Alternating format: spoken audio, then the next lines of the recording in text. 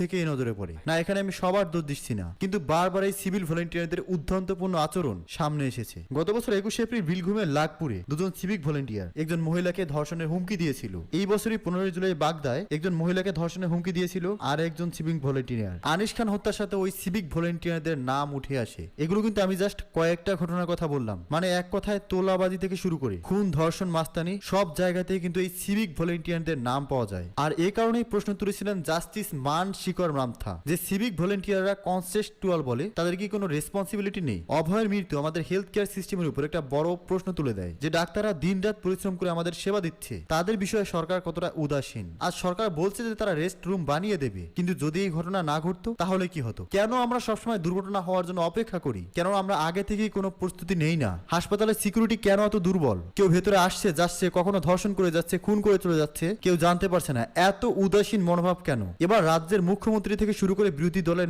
নেতারা প্রায় সবাই বলেছেন যে দরকার হয় সিবিআই তদন্ত করা হবে। পুলিশও বলেছে যে যদি তাদের কাজে অভয়া পরিবার সন্তুষ্ট না হয় তাহলে তারা সিবিআই তদন্তের জন্য যেতে পারে। তবে মেয়েটার যে পরিবার আছে তারা বলেছেন যে পুলিশের উপরে তাদের আপাতত ভরসা আছে, আর পুলিশও জানিয়েছে যে তারা যত সম্ভব ট্রান্সপারেন্সি রাখার চেষ্টা করবে। আমার একটি মাত্র মেয়ে, অনেক কষ্ট করে তাকে ডাক্তার করেছিলাম, লোকের সেবা করতে শেষে নিজেই খুন হয়েছে। অভয়ের মায়ের এই কথাটা যে কতটা কষ্টের, কতটা ব্যথার, এই খুনিরা কোনোদিন বুঝবে না। তাই আমাদের উচিত এই খুনিদের এমন শাস্তি দেওয়া যাতে কোনোদিন তারা এই ধরনের কাজের চিন্তা মাথায় আনতে ভয় পায়। আর পুলিশের এমন উদাসীন মনোভাব, ধামা চাপা দেওয়ার মনোভাব, এটা বন্ধ করার দাবি করতে হবে। নইলে ভাবুন আজ এমন কত ঘটনা রয়েছে যেগুলোকে তারা আত্মহত্যা বলে চাপিয়ে নেয়, যেগুলোর খোঁজও আমরা পাই না। পুলিশের উপর মানুষের আস্থা রাখা দরকার, কিন্তু পুলিশেরও দরকার দুর্নীতি থেকে বেরিয়ে এসে সঠিক বিচার ব্যবস্থা ফিরিয়ে আনা। এছাড়াও আপনার কি মনে হয় এই ঘটনা শুনে অভয়ের মৃত্যুর সাথে কি শুধুমাত্র সঞ্জয় রায় জড়িত, নাকি এই পুরো ঘটনার সাথে পুলিশ ডিপার্টমেন্টের কোনো লোকজন জড়িত এবং পুলিশ এই ঘটনা চাপা দেওয়ার পিছনে অন্য কোনো রাঘব বোয়ালদের হাত থাকতে পারে? এই ঘটনার আরো বিস্তারিত ডিটেলসে জানতে আমাদের